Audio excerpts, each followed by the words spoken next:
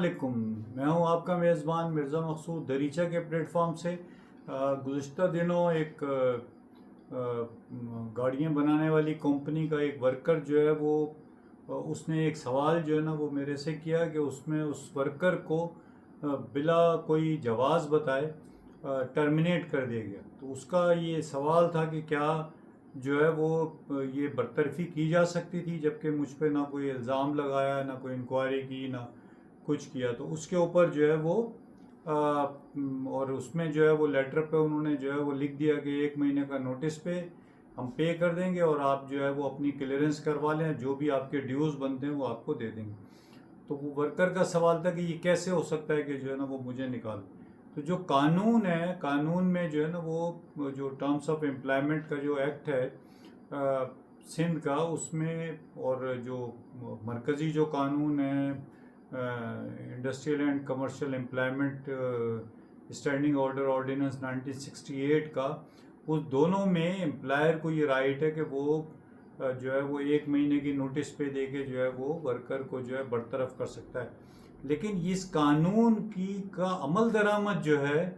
وہ ایسے نہیں ہوگا کہ امپلائر کا اپنا کو رائٹ ہے کہ وہ جب چاہے کسی کو جو ہے نا وہ برطرف کر، بلکہ وہ یہ جو حق ہے یہ اس صورت میں استعمال کرے گا جب اگر جو ہے وہ اس کو کوئی ورکر سے شکایت ہے تو وہ اس کے خلاف مس کنڈکٹ کی کارروائی کرے گا، اس کو شوکاز دے گا، اس کی انکوائری کروائے گا۔ انکوائری کروانے کے بعد اس کو جو ہے اگر وہ مس کنڈکٹ میں اگر وہ قصوروار قرار پائے گا تو وہ اس کو ڈسمس کر دے گا، صحیح ہے، یا اگر لینینٹ ویو لے گا تو وہ نوٹس پہ دے کے جو ہے وہ، لیکن وہ ایک ایلیگیشن کے تحت ہوگا۔ اگر بغیر کسی ایلیگیشن کے نکالا ہے تو جو اصول ہے وہ یہ ہے کہ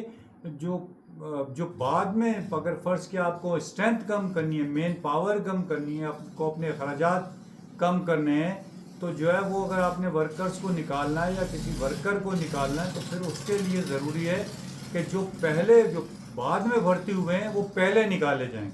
یہ نہیں ہو سکتا کہ اس میں سے آپ پک اینڈ چوز کریں کہ جب چاہے کسی کو جو ہے نا اٹھا کے نکال دیں اور جب چاہے جو ہے وہ کسی کو چھوڑ دیں۔ تو اس لیے جو ہے نا یہ ایک، اور جو جتنے بھی عدالتی نظائر ہیں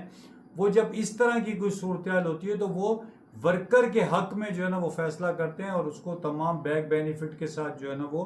بحال کر دیتے ہیں۔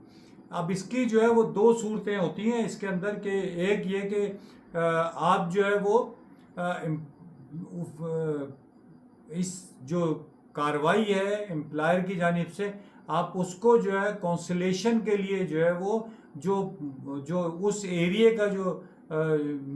جوائنٹ لیبر ڈائریکٹر ہے یا کونسلیٹر ہے اس کو جو ہے نا وہ یا چیف انسپیکٹر ہے اس کو آپ اپلائی کر دیں، اور اگر آپ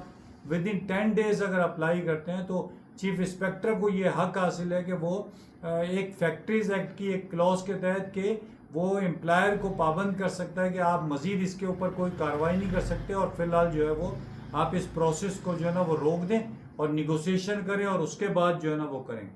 اور دوسرا یہ کہ آپ اس کو جو ہے وہ لیبر کورٹ میں جو ہے نا وہ چیلنج کر دیں، گریوانس نوٹس دیں، اور گریوانس نوٹس کے بعد جو ہے نا وہ لیبر کورٹ میں اگر آپ اگر ٹرانس پروونشل ادارہ نہیں ہے، صوبائی اس کے تحت ہے، تو آپ لیبر کورٹ میں اس کو چیلنج کر سکتے ہیں۔ اگر ٹرانس پروونشل ہے تو وہ NIRC میں جو ہے نا وہ کر سکتا ہے، لیکن اس کے لیے گریوانس نوٹس دینا جو ہے وہ 90 دن میں جو ہے نا وہ ضروری۔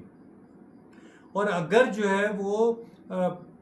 اگر ورکر جو ہے اگر اس کے اوپر کوئی